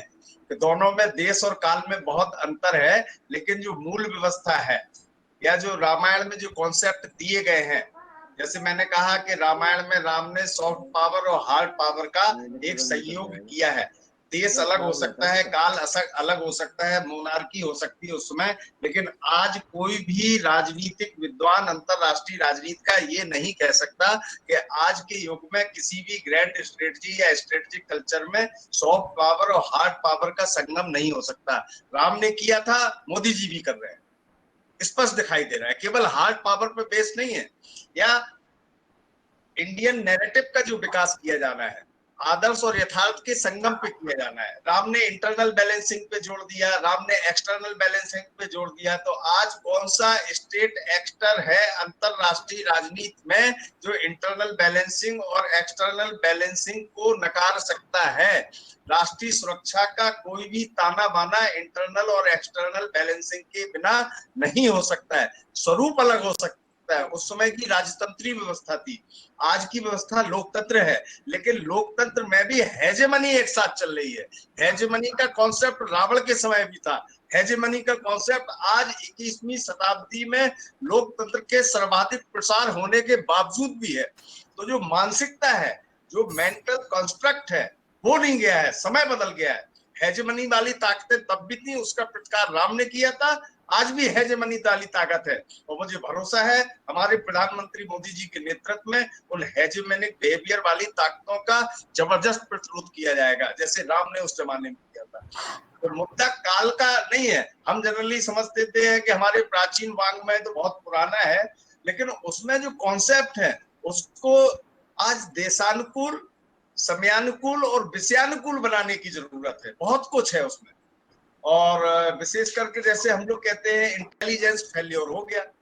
राम का तो हमने कभी नहीं सुना इंटेलिजेंस फेल्योर हो गया, क्योंकि इंटेलिजेंस व्यवस्था, रिकनेसेंस व्यवस्था और सर्वेलेंस बहुत स्ट्रॉन्ग था। तो उसका जो कॉन्सेप्ट था इंटेलिजेंस का, रिकनेसेंस का, सर्वेलेंस का, आज उसमें हम टेक्नोलॉजी को कैसे ऐड कर सकते हैं, कैसे जो टेक्निकल सर्वेलेंस है या ह्यूमन सर्वेलेंस है, उसको मिक्स करके और ज्यादा अद्यतन, और ज्यादा सामयिक, और ज्यादा प्रासंगिक कैसे बना सकते हैं। तो रामायण में इतने सारे विषय हैं, सामरिक संस्कृति, सामरिक चिंतन और ग्रैंड स्ट्रेटजी के, उन सब विषयों को जो जो राज्यकर्ता आज अपना रहे हैं उन सबका संकेत रामायण में मिलता है, और उसको आज के हिसाब से मॉडिफाई। मैं ये नहीं कहता है कि जो वहां दिया गया है वही आज होना चाहिए।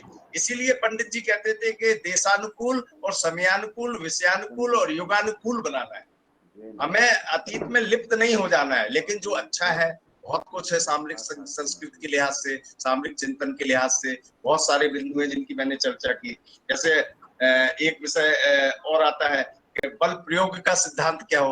रामायण हमारे सामने बल प्रयोग का सिद्धांत रखती है, हम उसको मानते हैं, चीन नहीं मानता है। बल का प्रयोग हम मनमाना नहीं करेंगे, जिसको करना है वो करे, और जो बल का मनमाना प्रयोग करेगा, हेजेमनी के लिए प्रयोग करेगा, तो इंटरनल बैलेंसिंग और एक्सटर्नल बैलेंसिंग के द्वारा भारत इतनी ताकत रखता है कि उसका हम प्रतिकार करेंगे, माकूल जवाब देंगे, उसको झुकना पड़ेगा हमारे सामने। तो ये जो है राम की सामरिक संस्कृति से है कि बल का रक्षात्मक प्रयोग, न कि बल का आक्रामक प्रयोग, दूसरे को हेजेमोनाइज नहीं करना है, दूसरे को प्रताड़ित नहीं करना है। तो बल का जो रक्षात्मक प्रयोग का सिद्धांत है, जिसको हम डिफेंसिव ऑफेंस कहते हैं, हमारे माननीय अजीत डोभाल जी, वो रामायण में देखने को मिलता है। डिफेंसिव ऑफेंस या जो एक्टिव डिफेंस है, हमारा ऑफेंसिव नेचर नहीं है हमारे प्राचीन चिंतन का। जब ऑफेंसिव नहीं है, डिफेंसिव है, आज भी हम उसको मान रहे हैं, तो आज प्रासंगिक है।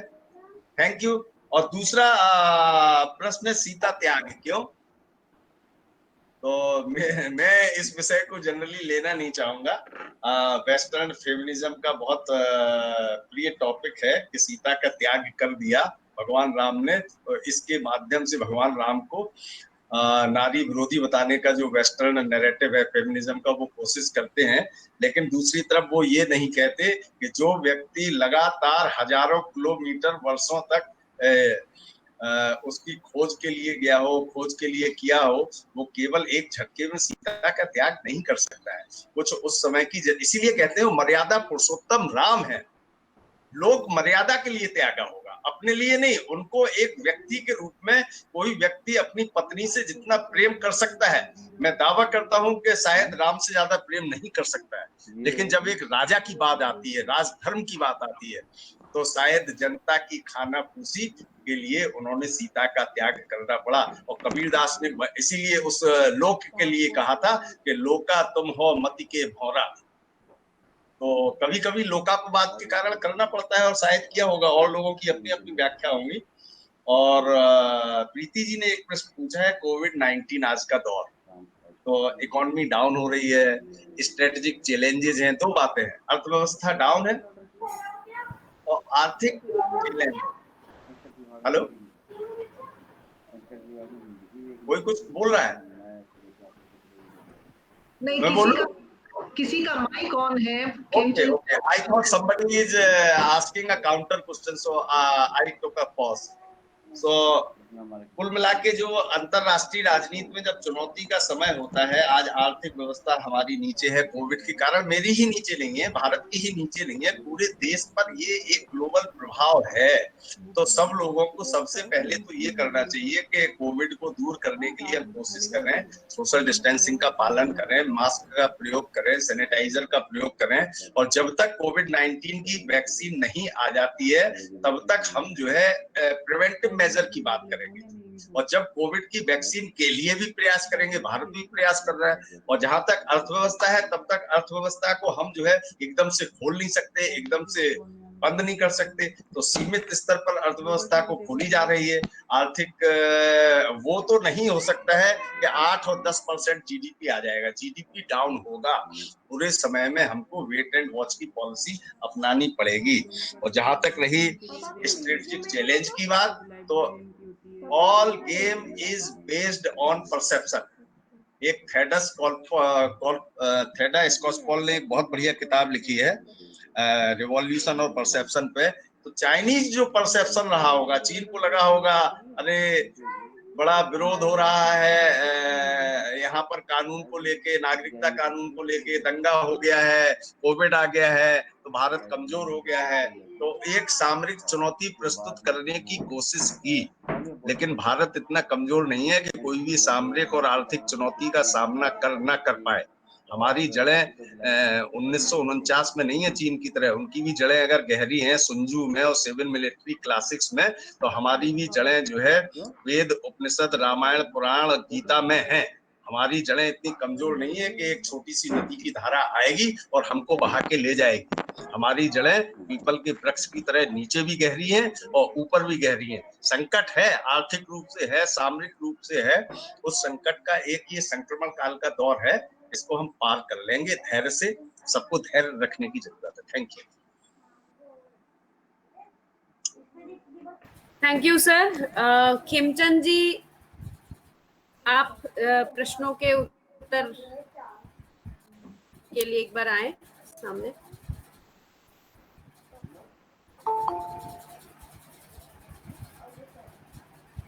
खेमचंद महावर जी।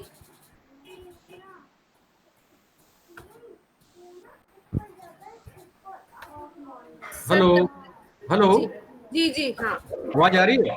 जी, आवाज आ रही है। हाँ जी, दो तीन सवाल जो पूछे थे उनका जवाब देना चाहूंगा मैं। अच्छे सवाल हैं। जैसा कि पूछा गया है कि वाल्मीकि रामायण में कहे गए प्रसंग या फिर रामचरितमानस में कहे गए प्रसंग में से किसको प्राथमिकता दें, कौन सी बात माने। तो जैसे पहले मैंने कहा कि जो प्रमाणिक ग्रंथ है वो वाल्मीकि जी का है, वाल्मीकि रामायण है। वाल्मीकि रामायण संस्कृत में लिखी हुई है, इसकी वजह से इसका प्रचार प्रसार उतना नहीं हुआ जितना तुलसी रामायण का हुआ है। इसलिए प्रमाणिक तत्व के तौर पर हमें वाल्मीकि रामायण को ही प्राथमिकता देनी चाहिए। दूसरा सवाल था कि उर्मिला जी के त्याग को या सीता के त्याग को किसको प्राथमिकता दी जाए या किसका त्याग बड़ा था। तो देखिए ये दोनों ही अपनी जगह ये सही थी। सीता वन में राम जी के साथ सारे कष्ट भोगने को तत्पर थी, तैयार थी, लेकिन वो अंततः पति के साथ थी। लेकिन उर्मिला जो अयोध्या में ही थी वो पति के साथ नहीं थी, तो कहा जा सकता है उनका त्याग उनसे ज्यादा बढ़कर था। इसके अतिरिक्त जैसे कि सीता का त्याग, जैसे कि अभी अनूप जी ने भी बताया कि सीता का त्याग का कोई विकल्प नहीं था क्या। तो जब हम पूरी रामायण को पढ़ेंगे और रामायण के जो लंका कांड में जब युद्ध समाप्त हो जाता है और सीता की अग्नि परीक्षा होती है, देखिए वो कांड में पूरा कर नहीं पाया था, तो यहाँ उस प्रसंग को मैं छोड़ूंगा। अग्नि परीक्षा में जब अग्नि परीक्षा होती है तो राम कहते हैं कि भाई सीता को लाइए और सीता की अग्नि परीक्षा होगी। तुलसी रामायण की मैं बात कर रहा हूँ। अग्नि परीक्षा में जब सीता जी को लाया जाता है, अग्नि परीक्षा के बारे में कहा जाता है, तो लक्ष्मण, सुग्रीव, हनुमान सभी के सभी नाराज हो जाते हैं कि जिनके लिए हम युद्ध कर रहे थे आप उनकी अग्नि परीक्षा ले रहे हो। कि नहीं, सीता जो है केवल मेरी पत्नी ही नहीं है, ये महारानी भी है, राजकुमारी भी है, मुझे जनता को भी जवाब देना होगा। तो लक्ष्मण को आदेश देते हैं कि आप चिता तैयार कीजिए। लक्ष्मण अनमने मन से क्रोधित होकर चिता तैयार करते हैं। जैसे ही सीता चिता के पास आती है तो राम कहते हैं कि रुक जाओ, ठहर जाओ, तुम्हारी परीक्षा पूर्ण हो गई है। सीता उस अग्नि में समाहित नहीं होती है। तो वो परीक्षा जो है प्रतीकात्मक तौर पर होती है कि सीता वास्तव में उस अग्नि में स्वाह होने को तत्पर थी, यही उनकी ईमानदारी थी। जबकि रामचरितमानस में जो है वो दूसरा प्रसंग कहा गया है कि वो दो प्रकार की सीता होती है। जब सीता की अग्नि परीक्षा होती है तो नकली सीता स्वाह हो जाती है और असली सीता श्री राम के पास आ जाती है।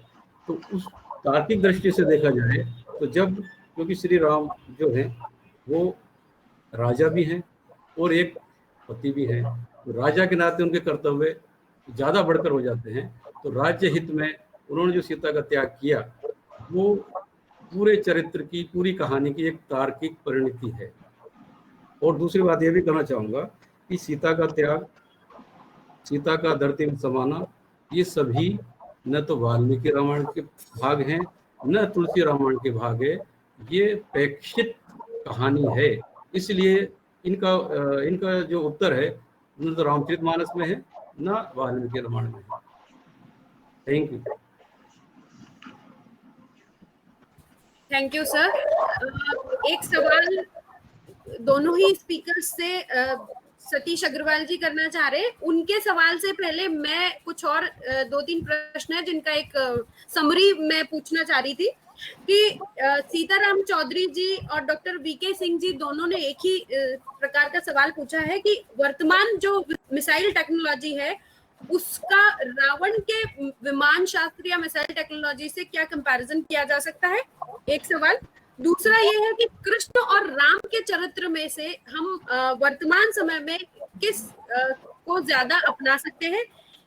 हमारे सेंट जेवियर्स कॉलेज के कुछ बच्चे हैं जिनकी तरफ से एक और सवाल किया गया है, मिले जुले सवाल है कि मूलतः रामायण में वैल्यूज की बात की जाती है, क्या वर्तमान समय में उन वैल्यूज को अपनाया जा सकता है।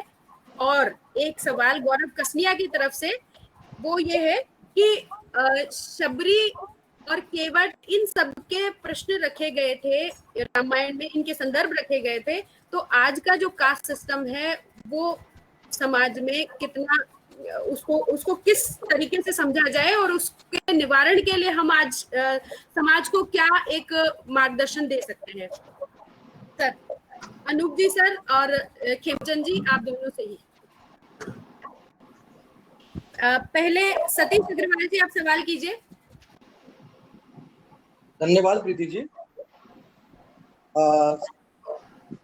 स्पष्ट कर दूं, सवाल वो प्रश्न नहीं है, हिंदी विषय के विशेषज्ञों से मेरी एक छोटी सी जिज्ञासा है, आदरणीय अनूप जी से मेरा एक छोटी सी जिज्ञासा ये है कि आपने अपने बहुत ही तथ्यपूर्ण उद्बोधन में राम की सामरिक संस्कृति और रावण की सामरिक संस्कृति का विभेद करते हुए, दोनों की संस्कृतियों की सामरिक संस्कृतियों की तुलना करते हुए रावण की सामरिक संस्कृति को आक्रामक सामरिक संस्कृति या साम्राज्य विस्तार की सामरिक संस्कृति और राम की जो सामरिक संस्कृति थी वो लोक लक्षण के लिए या आत्मरक्षण के लिए। सर मेरा थोड़ा सा इसमें एक कंफ्यूजन ये है कि जब हम पूरी रामायण को देखते हैं, अभी विगत कुछ समय पहले हमने देखी, तो रामायण में जो राम और रावण के मध्य युद्ध की स्थिति जो हम देखने को मिलती है, और दूसरा आप कह रहे हैं कि रावण उस समय की महाशक्ति था, हेजीमनी था, तो आज के हेजीमनी का स्वरूप जो हम देखते हैं साम्राज्य विस्तार की, हम तो पूरा युद्ध कहीं भी सीमा के विवाद को लेकर के मुझे दिखाई नहीं दिया। रावण ने किसी प्रकार से, रावण की चेष्टा ये मुझे दिखाई नहीं देती कि वो अपने साम्राज्य के विस्तार के लिए अयोध्या की ओर प्रयाण कर रहा है या राम की सीमाओं में अतिक्रमण करने की चेष्टा कर रहा है। ये पूरा युद्ध सीता हरण के कारण दिखाई देता है, क्योंकि पूरी लास्ट तक रामायण में हम देखते हैं बार बार राम ये आग्रह करते हैं कि भाई सीता को छोड़ दे तो हमारा कोई विरोध नहीं है। अंत समय तक वो समुद्र पार करके पहुंच जाते हैं, तब भी लास्ट मोमेंट तक यही रहता है। और रावण की भी चेष्टा ये नहीं है कि वो आगे से युद्ध के लिए प्रयासरत है।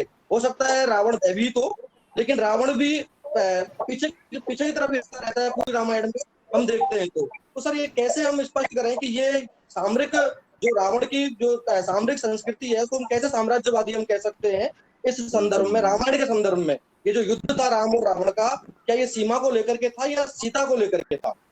क्योंकि रावण तो बार बार सब कुछ देने को नौछावर था, उसके जो प्रसंग देखते हैं तो बार बार सीता के प्रति जो समर्पण उसका दिखाई देता है, उसमें तो ये स्थिति मुझे देखने को लगती है कि यदि वो समर्पण होता तो अपना राज्य भी दे देता। ये मेरा परसेप्शन है, तो सर प्लीज बताइए। तो पहले मैं सतीश जी के प्रश्न का उत्तर दे दूं, प्रीति जी। जी सर। जी जी मैम, बहुत बढ़िया प्रश्न पूछा आपने सतीश जी। और जनरली लोग कहते हैं कि राम रावण के संघर्ष का कारण सीता थी। मेरा मानना ये नहीं है। सीता राम रावण के संघर्ष का परिणाम थी, कारण नहीं थी। कॉज और इफेक्ट रिलेशन है दोनों में, कार्य कारण संबंध है। संबंध का जो तनाव है, जो टकराव है, उसका कारण कुछ और है, उसका परिणाम सीता के अपहरण के पूर्व स्वयं तुलसीदास जी ने अपनी किताब में लिखा है कि जब भगवान राम ने मुनि समूह के अस्थियों का ढेर देखा तो उसी सीता का उस समय अपहरण नहीं हुआ था।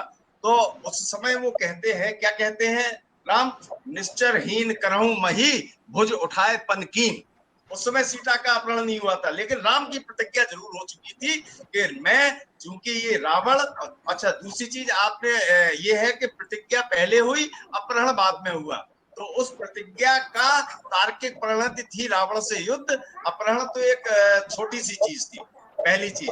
दूसरी चीज आपने कहा कि रावण ने भारत की सीमाओं का या किसी सीमाओं का अतिक्रमण नहीं किया। मैं दो उदाहरण देता हूँ। पहला, नैमिषा रण में ताड़का, मारीच और सुबाहु क्या कर रही थी वहां पर? अगर ये सीमाओं का अतिक्रमण नहीं कर रहे थे तो ये रावण की मिलिट्री चेक पोस्ट थी। मारीच, सुबाहु, ताड़का, ये सब वहां पर बैठे हुए, यह एक तरह से it was the export of terrorism in today's language.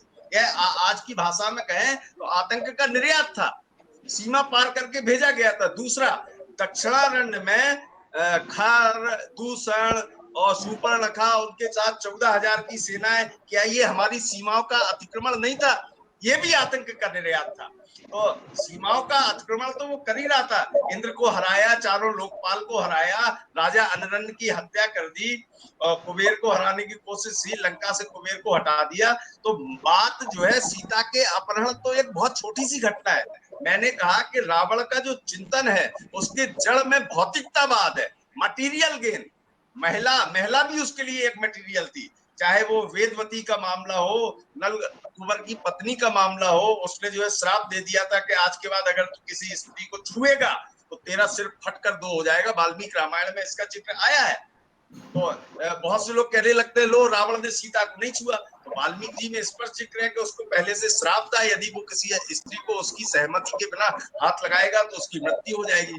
तो मटेरियल गेन, स्त्री भी उसके लिए एक प्रोडक्ट थी, एक मटेरियल थी, और भूमि पर ज्यादा से ज्यादा तो वर्चस्व की जो आकांक्षा थी उसने न केवल, मैंने कहा कि देवलोक भी परेशान था, मानव लोक भी परेशान था। बड़े बड़े राजाओं ने, जितने भी वाल्मीकि रामायण का हम अध्ययन करें जब इस सामरिक दृष्टि से, तो बड़े बड़े राजाओं ने रावण के आगे सरेंडर कर दिया था, कह दिया था हम आपको अपना मानते हैं, लेकिन अयोध्या के राजा अनन्य ने सरेंडर नहीं किया, उनकी हत्या कर दी।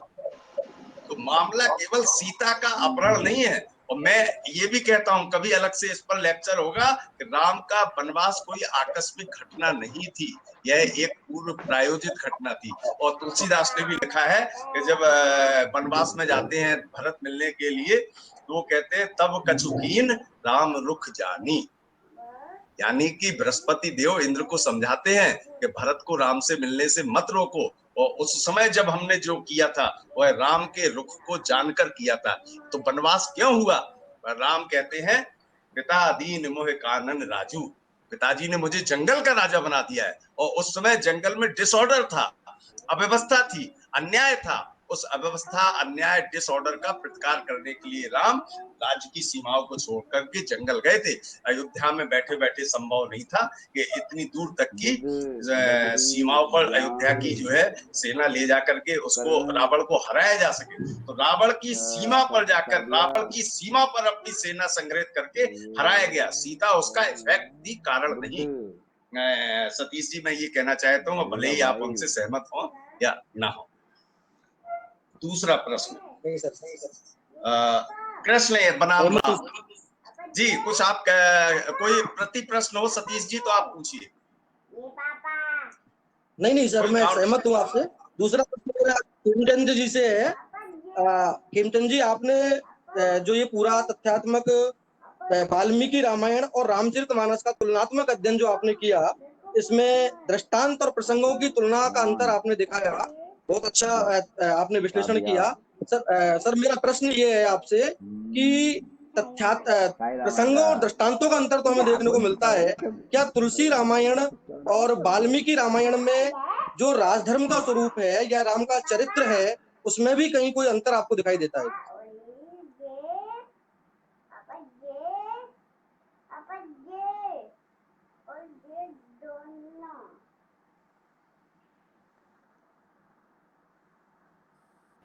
हेलो हेलो, आवाज आ रही है? हाँ सर, आवाज आ रही है। सतीश जी, आपका प्रश्न का जवाब देना चाहूंगा। बहुत अच्छा, और यूं कहें कि थीम वाला सवाल है ये। देखिए, जब वाल्मीकि रामायण का अध्ययन करते हैं तो वाल्मीकि रामायण श्री राम को नर के रूप में प्रस्तुत करते हैं, और जब तुलसी रामायण का अध्ययन करते हैं वो उसको नारायण के रूप में प्रस्तुत करते हैं। यानी कि रामचरितमानस में माइथोलॉजी, आदर्शवाद, इस प्रकार की बहुत सारी चीजें हैं। और वाल्मीकि रामायण में एक व्यक्ति और श्री राम को नर के रूप में प्रस्तुत किया गया है, मानव के रूप में प्रस्तुत किया गया है, ताकि जनता या आम व्यक्ति ये प्रेरणा ले सके, क्योंकि वो प्रेरणा एक आम आदमी से बेहतर ले सकता है। यदि आप किसी को देवता बना दोगे तो उस देवता से कोई प्रेरणा नहीं ले पाएगा।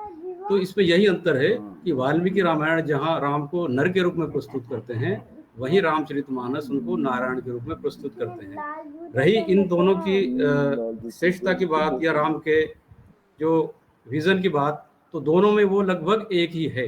उनका एक ही लक्ष्य है, राक्षसों का वध करना, राम राज्य की स्थापना करना, और सुख दुख में किस प्रकार से समान भाव से आचरण करना चाहिए, जनता के समक्ष किस प्रकार से अच्छाई प्रस्तुत करना चाहिए, समाज के सामने कैसे दृष्टांत प्रस्तुत करना चाहिए।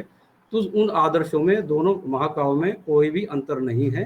अंतर इतना ही है कि वाल्मीकि रामायण थोड़ा तार्किक तरीके से प्रस्तुत की गई है और रामचरितमानस माइथोलॉजिकल तरीके से प्रस्तुत की गई है।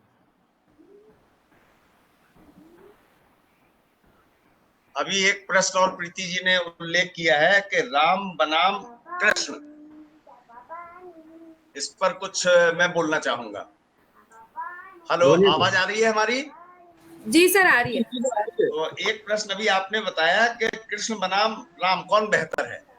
जी तो राम और कृष्ण बने, इसको हम ऐसे भी कह सकते हैं कि रामायण और महाभारत में कौन बेहतर है, और त्रेता युग और द्वापर युग में कौन बेहतर है। तो सबसे पहले हमें दो युगों के अंतर को समझना पड़ेगा, तब हम उन दो ग्रंथों और दो व्यक्तियों के अंतर को समझ पाएंगे। त्रेता युग पहले है, द्वापर युग बाद में है। राम पहले है, कृष्ण बाद में है। रामायण पहले है, महाभारत बाद में। तो त्रेता युग में क्या था कि धर्म था और अधर्म था।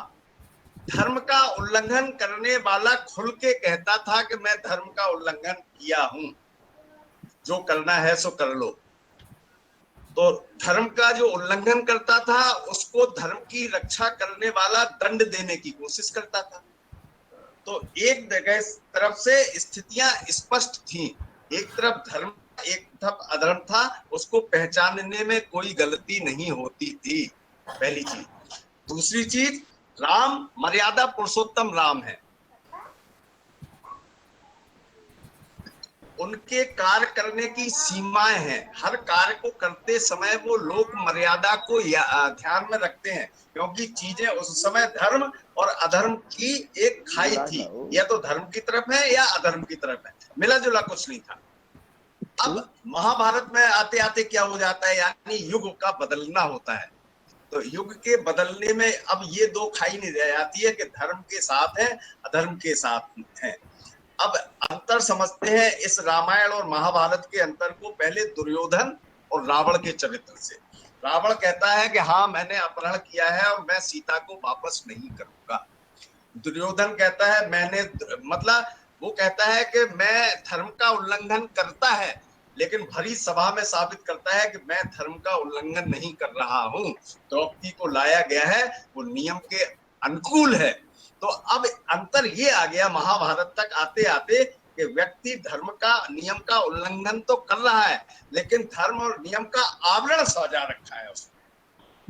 तो एक युग और दूसरे युग में जब अंतर आता है तो राम और कृष्ण की रणनीति भी अलग अलग हो जाती है। राम की रणनीति अपने युग के अनुरूप है, कृष्ण की रणनीति अपने युग के अनुरूप है। इसलिए कहा गया कि राम 12 कलाओं के स्वामी थे, 12 कलाओं के ज्ञाता थे, कृष्ण 16 कलाओं के ज्ञाता थे। और इसके साथ साथ एक लेख बहुत बढ़िया लिखा है राम मनोहर लोहिया जी ने, राम कृष्ण और शिव। तो लोहिया जी कहते हैं कि राम एक बने बनाए वृत्त के भीतर काम करने वाले हैं, एक नियम रेखा के अंदर, एक मर्यादा के भीतर, धर्म की सीमा रेखा के भीतर। और कृष्ण अपने नियमों का, अपने धर्म का वृत्त स्वयं बनाते। ये राम। अब बेहतर का जवाब नहीं दिया जा सकता है। आज का युग अलग है, आज की डिमांड अलग है। जैसे काम करना है वैसे करेंगे। छली लोग हैं, शत्रु लोग हैं, आतंक का निर्यात करने वाले हैं। कोविड भी एक तरह से दुश्मन की तरह आ गया है। तो बेहतर का प्रश्न नहीं है। अपने युग के अनुरूप राम द बेस्ट थे, अपने युग के अनुरूप कृष्ण द बेस्ट थे। आज के युग में मोदी द बेस्ट है। Thank you. तो इसलिए सर्वप्रथम मैं वक्ताओं के प्रति आभार व्यक्त करती हूँ सबकी ओर से कि आपने इतना बढ़िया वक्तव्य दिया, जिससे यहाँ बैठे हुए सारे जो हमारे संभागी हैं उनका तो मार्गदर्शन हुआ और उनको ज्ञान लाभ हुआ। आने वाली संतति को भी और आने वाले समय में किए जाने वाले विश्लेषणों के दृष्टि से भी इसका बहुत सारगर्भित महत्व होगा। जब हम अपने कहीं भी लेखन करेंगे, किसी भी प्रकार की अभिव्यक्ति करेंगे, तो आपके द्वारा दिए गए इन इनपुट्स के माध्यम से हम अपने वक्तव्य को और जिसको कहते हैं परिमार्जित कर पाएंगे। आई लाइक द वे आलोक जी ने इसको अनूप जी ने इसको बहुत अच्छे से प्रस्तुत किया। एंड जो आपने केनेथ वॉल्ट से, जोसेफ नाई से, स्टीफन कोहेन से और मॉर्गेंथो से जो आपने रिलेट किया इसको, and how Indian international relations theory is actually an amalgam of all of that. Or realism is not something which has been only propounded, but something which has been practiced in the Indian context. ये जो आपका factual analysis है, and जिसको हम कहते हैं interpretation है, that was amazing Anoop ji. And I must tell you कि आज जो आप जो रियलिज्म की बात करते हैं कि भारत ने जो मल्टीलैटरल अप्रोच अपनाना चाहिए, and it was always a blend of idealism and realism, and that alone can be successful. ये जो आपने बात रखी वो बात आज भी उतना ही सार्थक है और में भी था। And we should all remember कि यूनाइटेड नेशंस में जो भारत की भूमिका है आज की तारीख में, whether it is climate change और कम्बैटिंग टेररिज्म और for that matter peaceful coexistence, sustainable development goals के ऑब्जेक्टिव्स को अचीव करना, all that India is showing its initiative towards multilateralism। यही कारण है कि आप इजराइल से भी मित्रता रख सकते हैं और पैलेस्टाइन से भी एंड मिडिल ईस्ट के कंट्रीज से भी आपके संबंध बहुत सौहार्दपूर्ण होंगे। आप अमेरिका से बहुत सौहार्दपूर्ण संबंध होंगे तो आपके रूस से भी अच्छे संबंध हो सकते हैं। हम अब बाईलैटरल से मल्टीलैटरल पद्धति को अपनाने में कोई संकोच नहीं कर रहे हैं। हालांकि मैं to make some clarifications, India के प्रति लोगों की आशंकाएं होती थी क्योंकि उनका बड़ा बाइनरी विजन होता है। तो जब हमने नॉन अलाइनमेंट मूवमेंट का प्रादुर्भाव किया तो पूरा कोल्ड वॉर के जो शुरुआती दौर में देखेंगे, दोनों महाशक्तियां बड़ी आशंकित रहती थी भारत के प्रति, लेकिन शनै शनै उनको समझ में आया कि हम किसी एक के साथ ही अलाइन नहीं करते हैं।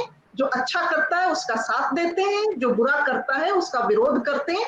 ये हमारी संस्कृति रही है। लेकिन it was very good that we could relate it to the modern times, contemporary times, and we could do that. जो खेमचंद जी का जो शोध करने की प्रवृत्ति है वो बहुत अच्छे से आज उन्होंने सबके समक्ष प्रस्तुत किया। एक एक कांड में, एक एक संदर्भ में दोनों ग्रंथों में क्या अंतर हो सकता है। थोड़ा लंबा था, विस्तार पूर्वक किया उन्होंने, लेकिन उनको समय मिले तो वो अपने उस शोध अनुसंधान करने की उस प्रवृत्ति कि कोई बात बिना तथ्यों के, बिना संदर्भों के प्रस्तुत नहीं किया जाता। बधाई हो खेमचंद जी, आपने बहुत अच्छे से प्रस्तुत किया। ये फैक्ट है कि भक्ति काल में रचित रामचरितमानस स्वाभाविक है कि वो सगुण उपासना की बात करते हैं, वो कबीर की निर्गुण उपासना की बात नहीं करते हैं। तो उस सगुण उपासना का प्रभाव जो आपने कहा, महिमा मंडन उस व्यक्ति का जिसको वाल्मीकि जी ने उसका एक व्यक्तित्व एक सामान्य मनुष्य से श्रेष्ठ, पुरुषोत्तम, पुरुषों में उत्तम, लेकिन इन्होंने उनको और भी ऊंचे पेडिस्टल पे रख के उनको ईश्वरीय विष्णु के अवतार के रूप में प्रतिबिंबित करके उनको हमारी उपासना का भी केंद्र लेकिन अनुकरणीय भी बताया। तो ये जो श्लोकों में और चौपाइयों में जो अंतर है और जो विभिन्न कांडों में और उनके साहित्य और जो उनका एक्सटेंट है, कंटेंट है, उसमें जो अंतर है, ये आपने अच्छे से बताया और शायद अवसर मिलता तो और विस्तार पूर्वक बता सकते। जो इंडक्टिव एंड डिडक्टिव मेथोडोलॉजी का जो उपयोग किया गया, that was a very good interpretation that you made. And साथ में जो मुझे बहुत अच्छी एक बात जो आपके उसमें लगी वो ये कि 2 years 6 months and 27 days लगे रामचरितमानस की रचना में, almost like creating a constitution of India. And Indian constitution के creation में 2 years 11 months and 18 days लगे। कितने लोगों ने अपने मस्तिष्क का उपयोग वहां किया, अपनी मेधा का, प्रतिभा का, उन सारी क्षमताओं का उपयोग करके हमने एक कॉन्स्टिट्यूशन डिवाइस किया, which is today one of the best constitutions. But imagine एक व्यक्ति जो रामचरितमानस का अकेले वाल्मीकि रामायण को जनता के लिए सुलभ बनाने के लिए लगभग उतना ही समय लेकर और उसका एक ऐसा स्वरूप प्रस्तुत किया जो आज भी मानव समुदाय को प्रेरणा देता है कि हम सत्य, धैर्य, क्षमाशीलता, उदारता, दया, स्थित प्रज्ञता, इन सब मूल्यों को अपने जीवन में आत्मसात करके और जीवन यापन करें। ये जो हमारी संस्कृति के निर्माण और उसके प्रवाह, जो जिसको कहते हैं प्रवाह बनाए रखने में दोनों ही ग्रंथों का विलक्षण योगदान था और इसलिए हमें उसको सिर्फ सत्संगों तक सीमित न करके दैनंदिन जीवन में राजनीतिक, जैसा अनूप गुप्ता जी ने कहा, बहुत अच्छा कहा कि psychology, economics, social science, sociology, political science, all of them can derive lots of content from the Ramayana and Ramcharitmanas. It depends upon how exploratory you are. It depends upon how much you can actually peruse the content and then derive the real meanings which can be very relevant to you. So I must congratulate both the excellent speakers, and you maintained that interest. It was a marathon session, but a very interesting session. And look forward to more such sessions. जब भी इस प्रकार के और हमारे होंगे प्रसंग, मैं जानती हूँ हमारे और, and I must congratulate all the for persons who posed questions. Without queries, a session becomes drab. So the queries that you posed gave those people to expose their information and knowledge more on the subject. Look forward to more such interactive sessions. Rajasthan chapter के इस जो हम मार्ग प्रशस्त करने वाले जो हमारे सारे बिल्कुल मेधावी योद्धा और वीरांगनाएं जो हैं, उन सबको बधाई देना चाहती हूँ जो इसको इतनी गति प्रदान कर रहे हैं, और मैं देख रही हूँ कि आने वाले समय में you will create milestones. Congratulations each one of you. सभी संभागियों को, आपके बिना इस प्रकार का आयोजन सफल नहीं हो सकता. राष्ट्र समाज विज्ञान परिषद एक राष्ट्रीय यज्ञ में संलग्न है. मैं अपेक्षा करती हूँ कि आप सब उस यज्ञ में आहुति देंगे और इसी रूप से आहुति देते रहेंगे तो भारतीय परिप्रेक्ष्य उभर कर आएगा समाज विज्ञानों का, और हमें डीकॉलोनाइज होने और इंडिजिनाइज करने में हम सफल हो जाएंगे. सबको बहुत बहुत धन्यवाद.